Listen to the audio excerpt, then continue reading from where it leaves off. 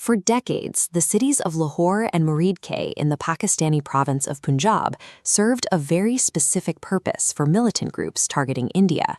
They were designated safe zones. Inside these borders, the masterminds of anti-India terror cells operated out in the open. They ran public offices, held massive public rallies, and enjoyed absolute, unquestioned protection from the Pakistani military and its intelligence wing, the ISI. The violence exported from these protected neighborhoods was devastating.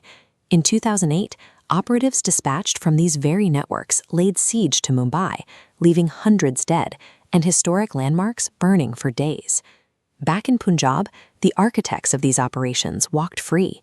They believed the geopolitical realities of South Asia, combined with the sheer firepower of the Pakistani state, made them physically untouchable.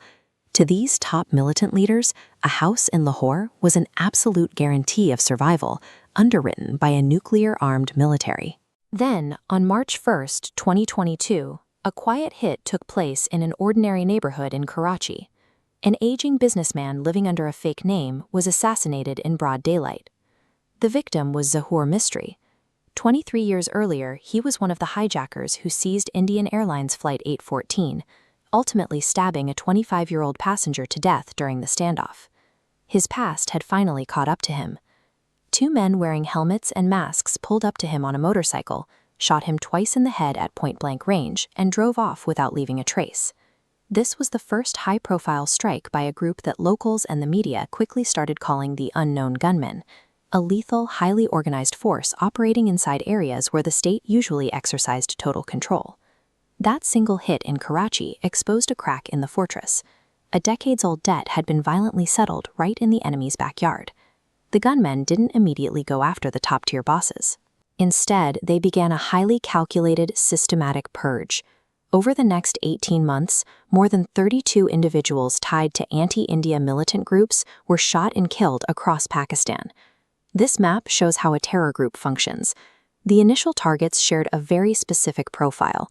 They were the connectors, mid-level operatives who manage the daily logistics, handle the finances, and run recruitment for the terror cells on the ground.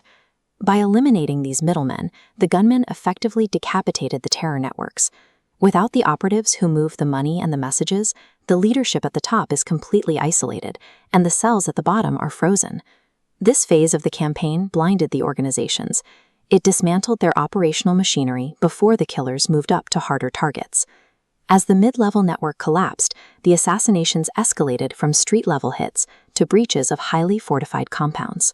The security illusion shattered entirely when Bilal Salafi, a major Lashkar-e-Taiba commander, was murdered straight inside the group's notoriously heavily guarded headquarters in Muridke. Now the targets are the architects themselves. Take Amir Hamza. He is a founding member of Lashkar-e-Taiba and one of the primary ideological masterminds working alongside Hafiz Saeed to brainwash and recruit a new generation of militants. After wrapping up a television interview at a news station in the heart of Lahore, Hamza was ambushed. Two men on a motorcycle intercepted his vehicle and unleashed a barrage of targeted gunfire, leaving him critically wounded. This ambush marked the second time in a single year that Hamza faced an assassination attempt, proving that even with elevated state-sponsored security details, his safety could no longer be guaranteed. The hitmen have climbed the escalation ladder.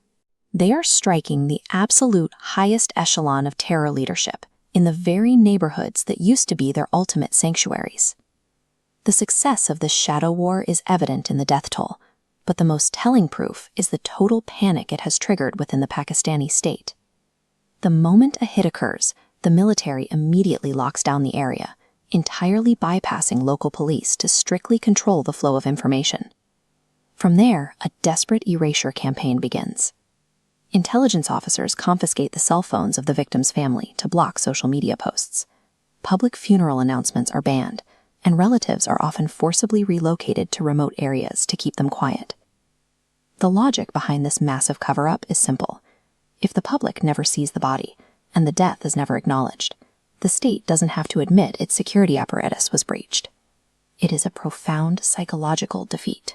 The military must treat the militants they once paraded as strategic assets like deeply shameful secrets.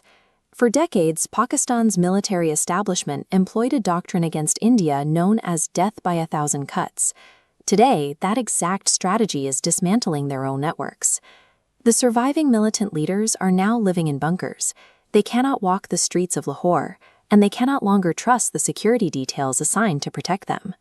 Every layer of their infrastructure, their financial couriers, their safe houses, their families, and their top commanders has been compromised. We may not know the exact identities of the unknown gunmen, but their actions have delivered a definitive message. The era of the untouchable safe haven is over, and the hunt is still active.